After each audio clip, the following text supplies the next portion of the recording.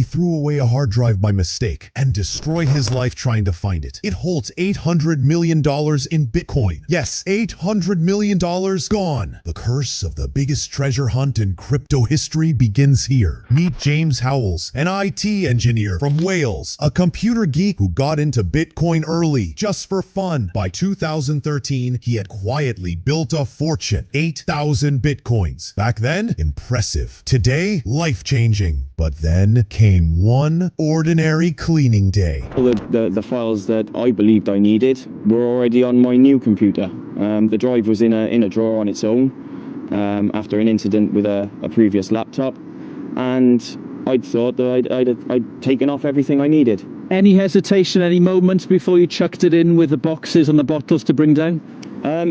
As soon as I put it in the bin at home, I had a second thought, in the back of my mind. You've never thrown a hard drive out before. Why start now? You shouldn't do this, sort of thing. A little demon in the back of my head, sort of thing.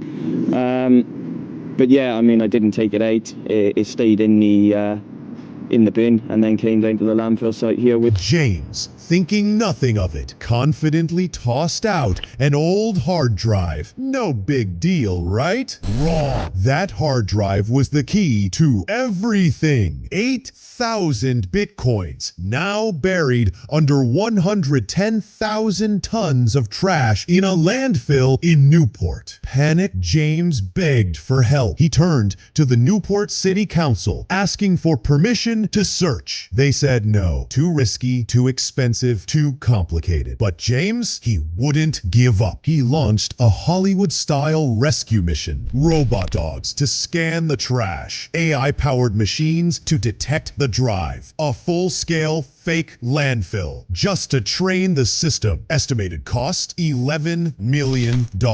Backers, hedge funds, eager for a slice of the treasure. He even offered Newport 25% of the Bitcoins. That's $190 million for a city that said no. To prove it was possible, James brought in scientists. Even NASA engineers said the data could be recovered if they could find it. Says, yeah, it's a problem. It's a bigger problem.